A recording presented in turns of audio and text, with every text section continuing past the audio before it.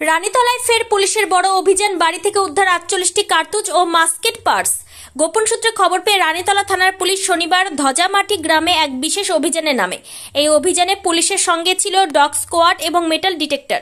Police সূত্রে জানা গিয়েছে, ধজামাটি গ্রামের বাসিন্দা সানারুল ইসলাম নামে এক ব্যক্তির বাড়িতে বেআইনি অস্ত্রশস্ত্র মজুত থাকার খবর পায় পুলিশ।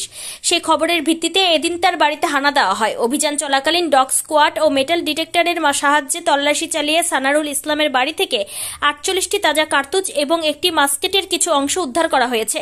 তবে পুলিশ জানিয়েছে, অভিযানের সময় অভিযুক্ত সানারুল ইসলাম বাড়িতে উপস্থিত ছিলেন না, তিনি পলাতক।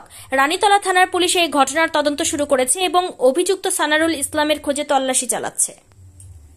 আজকে আমরা একটা বিশ্বস্ত সূত্রে খবর পাই এবং রানীতলা থানার অন্তর্গত বালিগ্রাম জিপিতে ধজামাটি গ্রামে সানারুল ওর নাম সেন্টু, ওর বাড়ির থেকে আমরা একটা মাস্কেটের বাট এবং কিছু পার্ট এবং সাথে 48 পিসেস আমরা অ্যামিউনেশন পাই এবং 10 পিস আমরা 303 অ্যামিউনেশন পাই, যেটা মাস্কেটে ইউজ হতো।